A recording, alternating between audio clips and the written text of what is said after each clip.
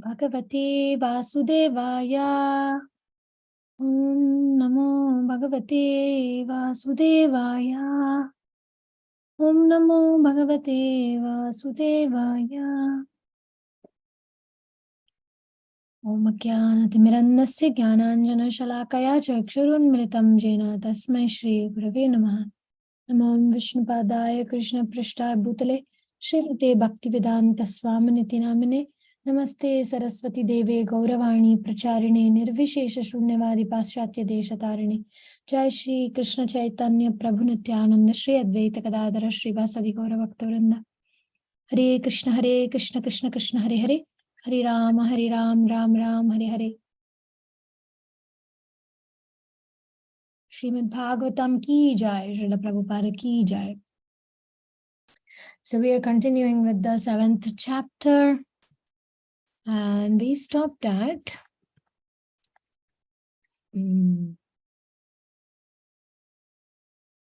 different demigods speaking to Krishna and trying their best.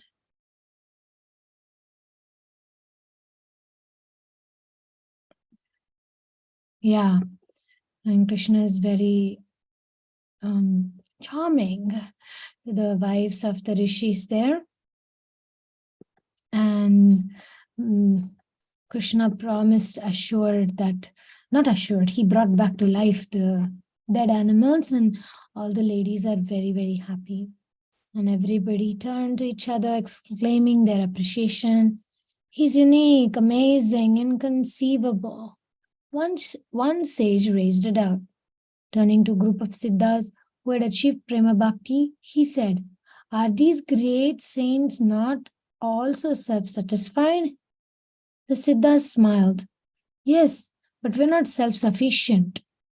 The siddhas prostrated themselves before Vishnu. When they stood up, tears of love streamed down their cheeks. The Lord too looked at them with tear-filled eyes. In a choked voice, the chief siddha said, "Most people are full of anxiety. If such unfortunate persons would only absorb their minds in hearing your ambrosial pastimes, they would soon forget their troubles." Many present looked surprised. One person said, "We have numerous duties and dependents who rely on us, which causes us anxiety. How can hearing Vishnu's pastimes free us of our worry?" The Siddha said, "Just as an elephant suffering in a forest fire feels immediate relief by entering a river, similarly the mind at once experiences respite by absorption in Vishnu's pastimes. The one who has experienced the complete happiness of hearing about Vishnu does not even care for pious or impious activities." He turned to the sages desiring impersonal liberation and said, "Such joy is comparable to merging into Brahman."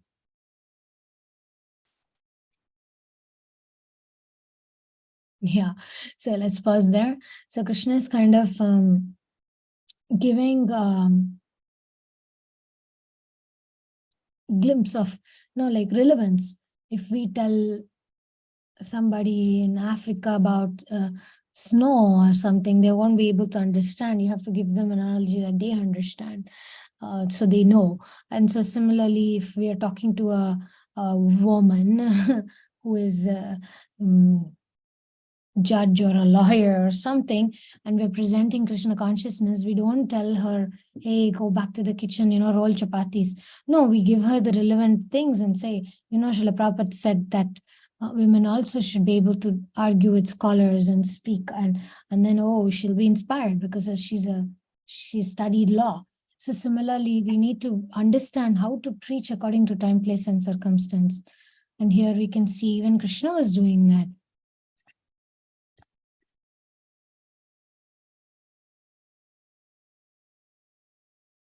No, sorry, I'm sorry. It's not Krishna, it's the Siddha. The Siddha who is saying these things. He's preaching nicely about Vishnu and what it means. Yeah. So we must learn from this, that whenever we're preaching or sharing Krishna consciousness to somebody, we preach according to their world, their relevance. And here we're speaking about this sage, the sages who are after impersonal liberation, they're very much attracted to merging into Brahman. So then the example is given like, it's as pleasurable as merging into Brahman. And then they say, wow, yeah, that sounds cool, then they get hooked into understanding the higher knowledge. The sages looked at each other in wonderment. Attaining the Brahman was very difficult. These Siddhas had achieved comparable success just by hearing about Vishnu, and this was remarkable. Okay, I'll pause here, and somebody likes to continue, please unmute and start reading whenever you're ready. It's a beautiful section.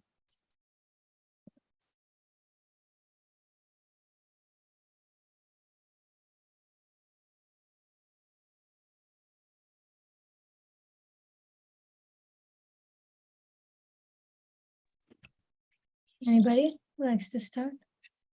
Mamaji, from where I have to start? Here, Prasuti did not doubt the Siddhas. Okay.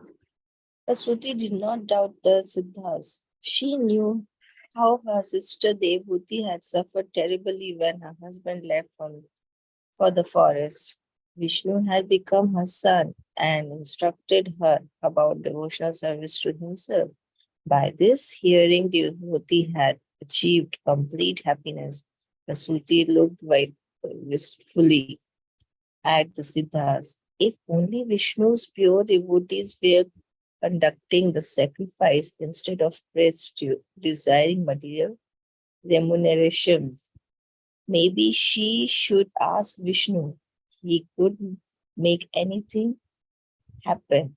Did he not just revive the slaughtered animals? Edging her way through the crowd, she called out, "O Lord, Supreme Controller." Vishnu looked over the crowd of head to the source of the sound. Seeing Prasuti trying to approach him, he indicated the Siddhas, gods, and Brahmins should make way for her. With folded hands, she came before him. "Welcome to you. I pray you be pleased with us. I offer you all respect, O abode of the goddess of fortune. May you and your beloved consort please deliver us." Vishnu smiled.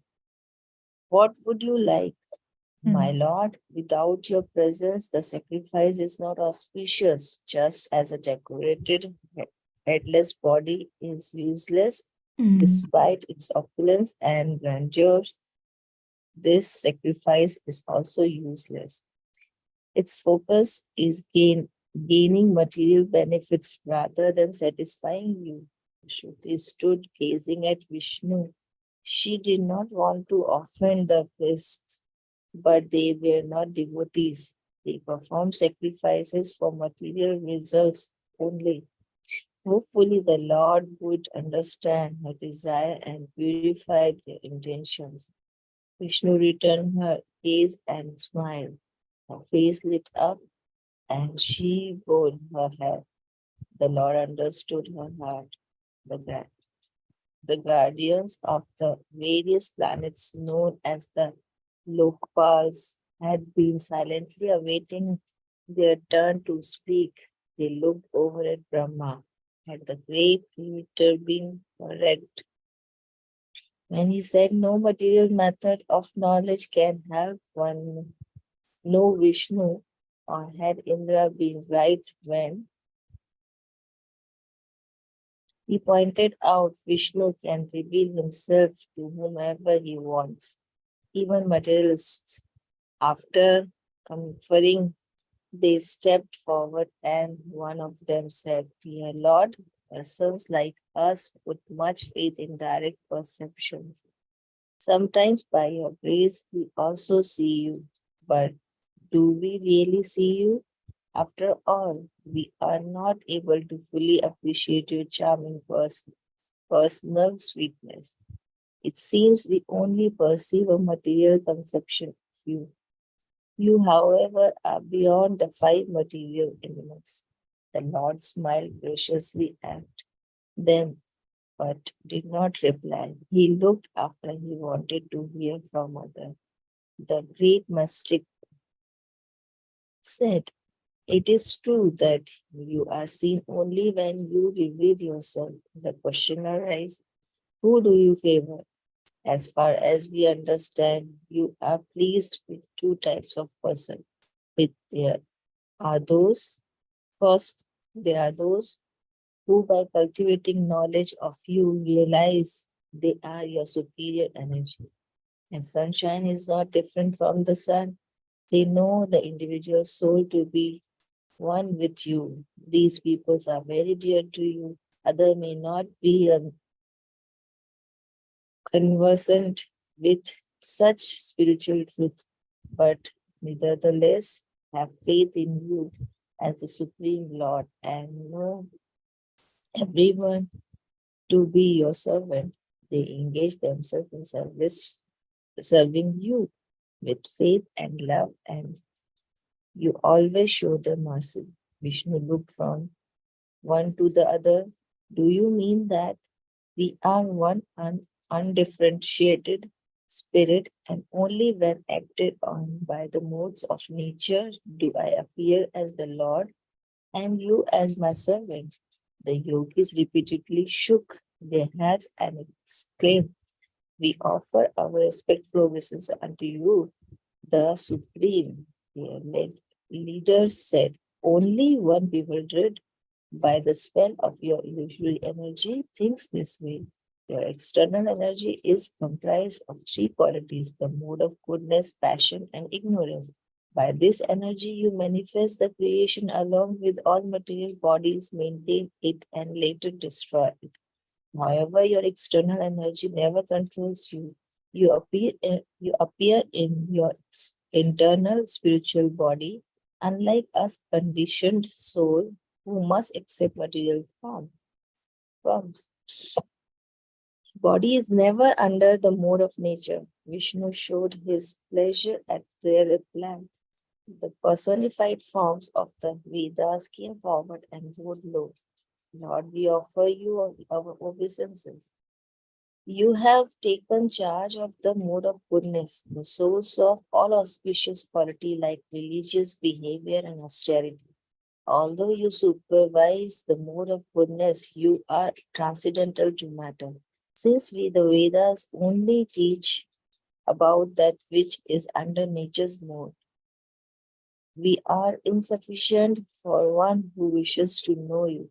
Vishnu asked, "Who can tell me how I am to be known?" The flames of the sacrificial fire flared up and transformed into a fairy person who said, "I am Agni, the fire god. By your will, my flames illuminate the sacrifice and accept the offerings which are mixed with ghee." Vishnu nodded the greeting. "Welcome, my dear Agni. My lord, kindly accept my respectful obeisances. You are known as Yajna, or sacrifice, for two reasons. Firstly, the sacrificial ingredients are all ingredients are Sorry, let's pause there. There's the next page. I just wanted to say something about lamp, deep down. We offer lamps, right? I just wanted to bring up that there's so much significance, especially like Indian cultures, we grew up with lighting a lamp. In South India, though, it's a big thing. They have this Nanda Deepa, which means all the time, for 24/7, all year around, years and years, that the light will be on. And significance is several. Actually, it indicates so many. It's like it's a deep dan. That's why we call it dan, because it's a sacrifice. It's dana. It's a sort of charity. Why? Because each of these elements, the little lamp that holds the ghee and the wick, represents several demigods and devatas who are in the mood of service to the Lord. And the ghee itself represents the goddess of fortune, Mahalakshmi. The wick represents the Anantashesh, And then when you light the fire, the little flame, it represents Hanuman, like the Jivottama, the like life air aspect, meaning, the again, like the best of the devotee servants, like that. And then the black thing that comes out when we, after lighting the lamp, after the fire is the black little things, that is actually Rudra, Mahadev himself. And so there's a lot of how do you call it, significance. Is not just some kind of a superstitious religious ritualistic thing that we perform. It has a very clear significance, that while, and then the whole process itself is also represented by our prayer of requesting to engage us in service. And there's like a whole science behind lighting lamps, where all it needs to be lit, and what is the significance of the direction where the lamp faces, like that. I mean, just to give you in short, if you are a lamp person, I am very much. I like lamps. I always keep lighting lamps, and so I learned this science of the lamp. Like, there is a direction, right? How it stays, which direction it should always face, north or east, like that. If we want the specific, let's say, the result of lamp offering. Mm, um, Lamp, I don't mean like Damodar month when we show the lamp, that's different. I mean to say more when we light it and leave it in front of the deities, or in front of Tulsi Maharani, or in front of the house, or Diwali and all, we light lamps. And there's a little bit of ignorance in celebration of such kind of a situation. We kind of mindlessly light lamps anywhere, everywhere, we just kind of do it. But it's not just some fun activity, it's not entertainment, it's actually worship, it's actually a sacrifice. So it needs to be done when it's done in the right way, it gives amazing empowerment and purification. Oh, by the way, also lighting of lamp is also represents the destruction of ignorance, and prayer to ask the Lord to illumine our life with knowledge and bhakti. And yeah, it needs to be done, proper ways, in the middle of the house, in the deity room, in front of the house, in front of Tulasi. And then it's a significance of asking. It's a prayer to the Lord, asking us to empower. Anyway, I just thought I should mention it because we're studying about Agni and the flames of. It's not like only traditionally when people do swaha and then 100 pandits sit there, or a particular pandit has to come, and that's there. But every day we can perform a yagya just by offering one little lamp, and with the consciousness of asking the Lord to engage us in his service, and ask the Lord to take charge of our life, and his will and not ours to be done. It's a very powerful way of offering ourselves in this little sacrifice. Because I think for some people it's they don't understand, why should I waste ghee and put lamp every day? No, but it's actually very, very powerful way to remove ignorance from our consciousness, from our home, from our hearts, and welcome the empowerment and the blessings of all these like Mahadev and Hanuman and great devotees, Mahalakshmi, which is goddess of fortune, of course, Radharani, Anantashesh, all great devotees only. How they uphold jnana and remove ignorance. Jnana is ignorance and jnana is knowledge. Anyway, that's something I thought I'd mention. Okay. Would you like to continue, or maybe Rasastali Mataji would like to continue? Okay. Firstly, the sacrificial ingredients are your energies. Okay. Secondly, all aspects of sacrifice are meant to satisfy you. Vishnu smiled broadly. Agni had revealed the secret of to knowing him. The other gods spoke excitedly to each other. Just see, it was not a Brahmin or sage who answered Vishnu's question. It was our brother Agni. Encouraged by Agni's success, one of them said, "O Lord, you are the original person. Today you have become visible to us, your servants." Vishnu smiled kindly at them. "How do you know that I am original person?" The gods looked one to the other. They had not expected the Lord to question them. Then one said, at the end of Brahma's day, when he rests, all the lower planets and creative energies enter back into your abdomen and alone remain.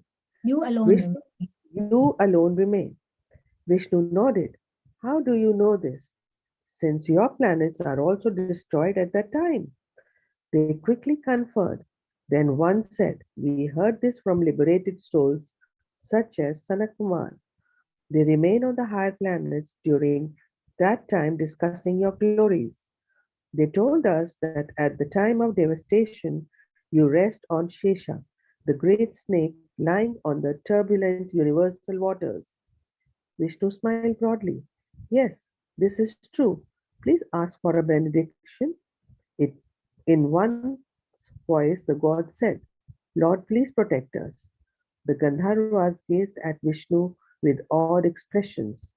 They spent much of their time singing the glories of the gods who all thought themselves most important.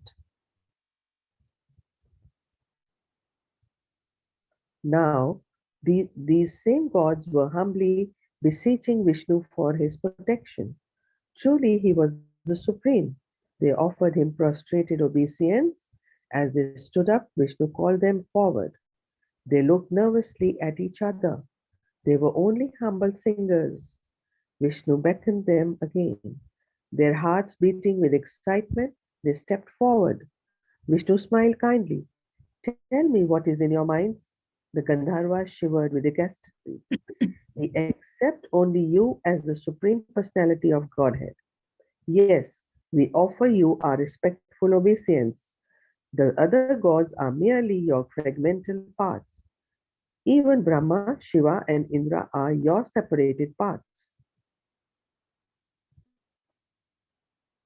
Whenever you have any comments or questions, you can just raise your hand, okay? We'll continue reading. Please, Mataji, continue. Okay. So too are great sages like Marichi. You alone are the supreme almighty great.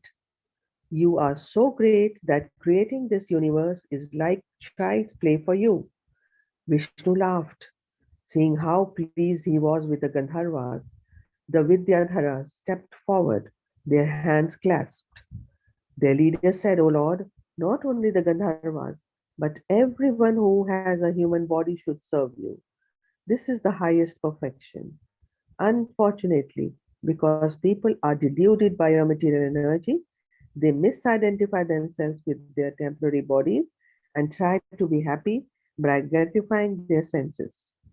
Vishnu's expression became grave. How can they get free of the attraction of temporary material happiness? The Vidyadharas conferred, and the leader said, Lord, your transcendental pastimes are powerful. Just by hearing and discussing them, a person can be delivered from illusion. Vishnu raised a hand in benediction. Then he called forward the priests who were meant to perform the sacrifice. The Brahmins fell before Vishnu. They remembered how pleased he was with Agni. One said, O Lord, you are sacrifice personified. Another said, you are also the ingredients used in sacrifice. Others enthusiastically added, Yes, you are the clarified butter and the fire itself. Lord, you are the Vedic hymns chanted for the sacrifice. You are the fuel, the flame, So the beautiful, huh? yes,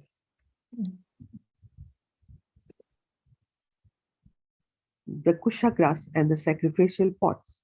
You are even the priests who perform the sacrifice. Yes, and the gods too, headed by Indra. Why you are even the sacrificial animal? Finally, the chief Brahmin concluded, Lord, everything in the sacrifice is you or your energy. Vishnu said, Give me an example. The Brahmins first conferred. Then their leader spoke, Lord, we hear from the Vedas that many millennia ago you appeared as a great bow to rescue the earth from the ocean. You lifted her as easily as an elephant plucks a lotus flower from a lake. On that occasion, you roared loudly, and the transcendental sound became the hymns used in sacrifice. Great sages like Sanat Kumar meditate on these prayers and glorify your pastime. Vishnu's smiling face radiated his pleasure. More Brahmins spoke out, Dear Lord, we have been eager to see you. We hope you are satisfied with us, even though we were not able to complete the sacrifice. They shot accusatory glance at Shiva's followers. Looking back at Vishnu, they breathed a sigh of relief. He still appeared pleased. One of them said, Lord, simply by chanting your holy names, all obstacles are removed. What to speak of when you are personally present? All the Brahmins said, Please accept our respectful obeisance. Vishnu raised a hand on blessing and glanced around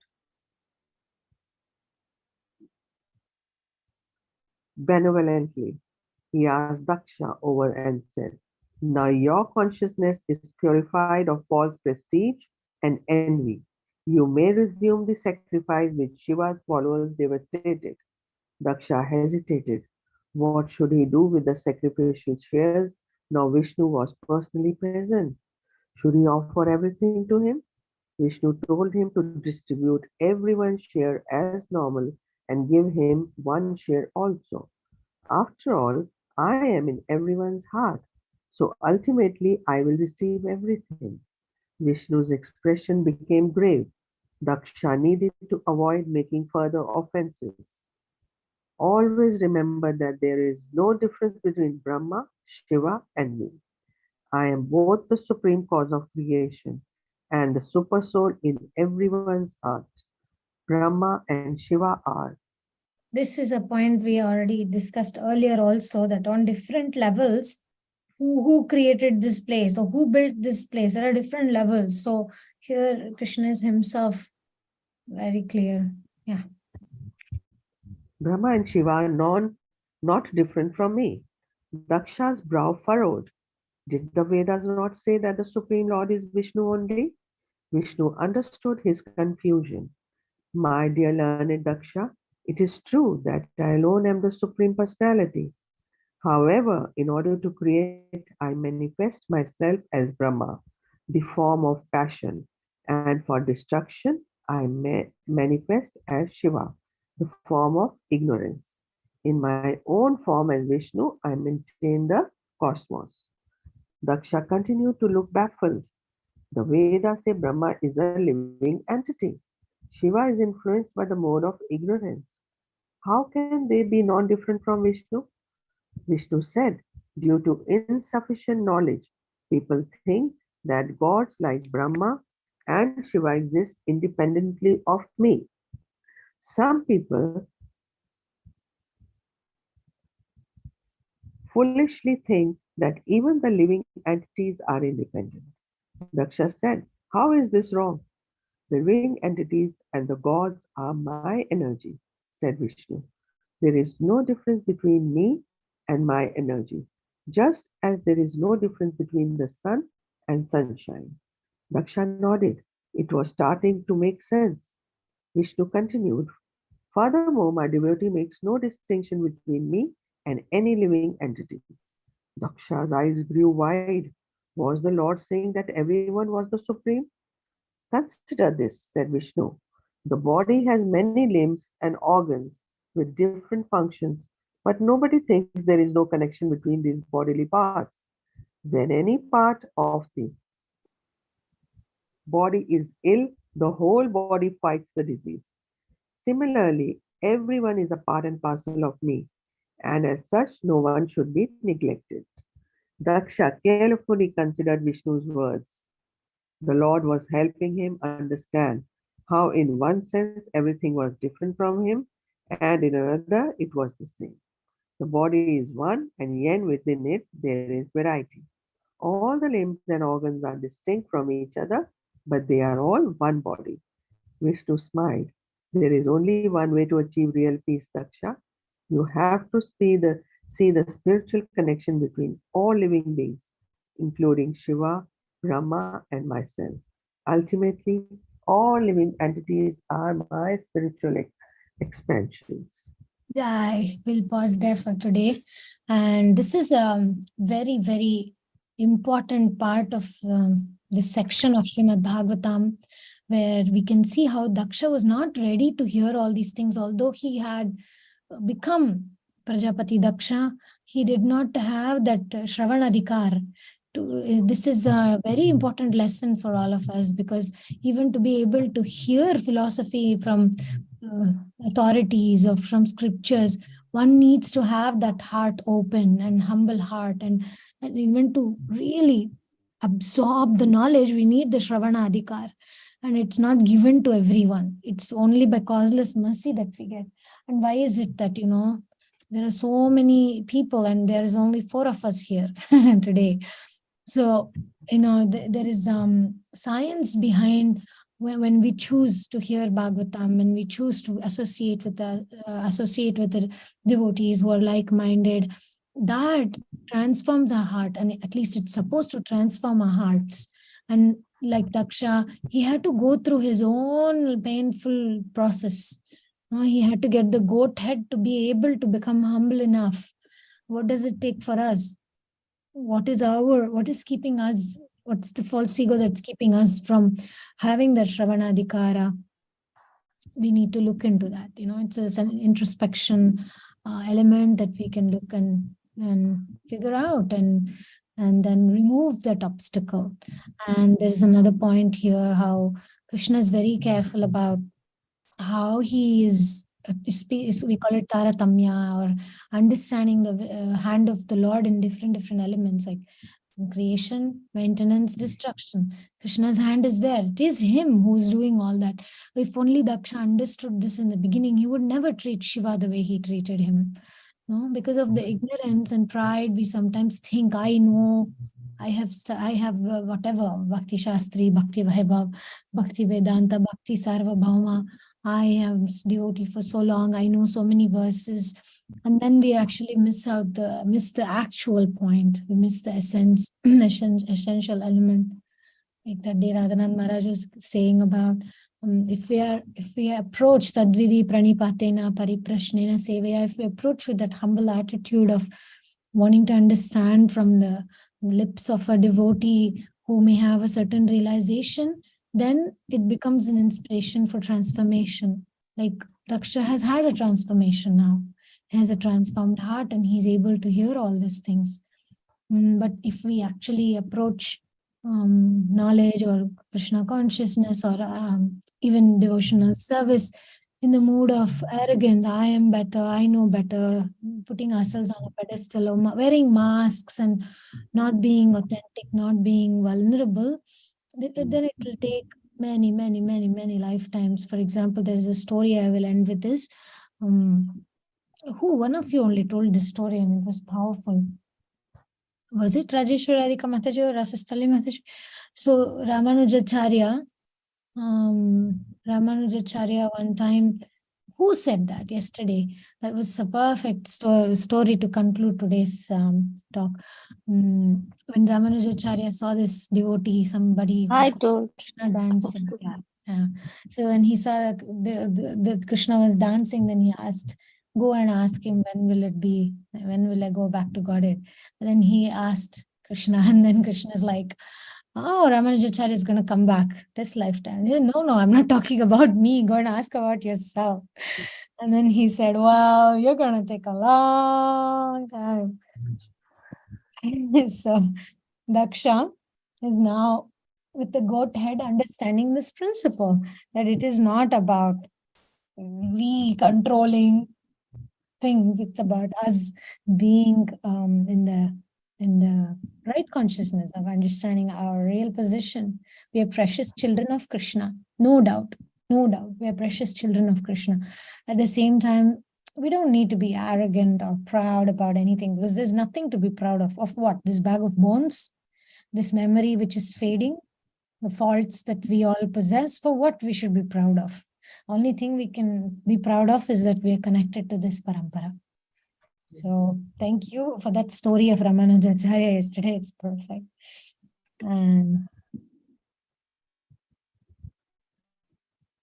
Oh, I see some questions in the chat box. So, how should be the wick? It should be like Anantashesh, long, of course, there are different types of lamps, right? There is the one with the round in the bottom and then it sticks up, those ones. And then there's the ones who you keep it in the Nanda Deepa. I can send you some pictures if you like, but there is, okay, or I can Google it here, I can show you. Sorry, I'm going back to the question now because I didn't see, I was...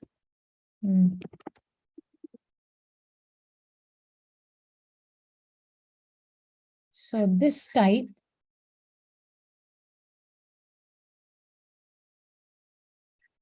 this kind of lamps, this is very popular, and this is like, you can insert that thing inside. Even this kind, actually, this one is like you put it in this side, and these are also lamps. Like that's why I said this should face the north or it should face the east if you put it in such kind of lamps, or even this one.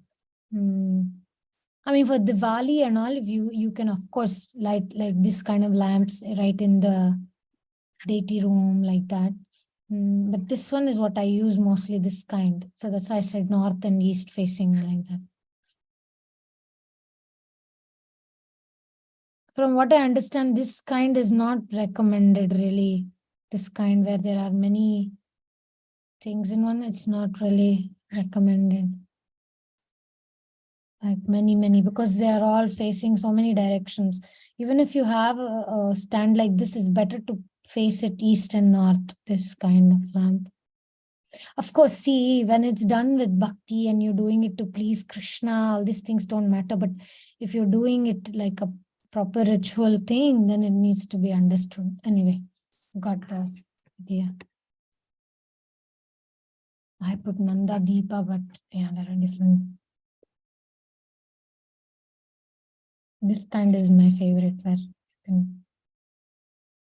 And then, you know why this kind is good? Because you can keep pouring. Even this one, it lasts very long like this. I have like this also, few I have like this also.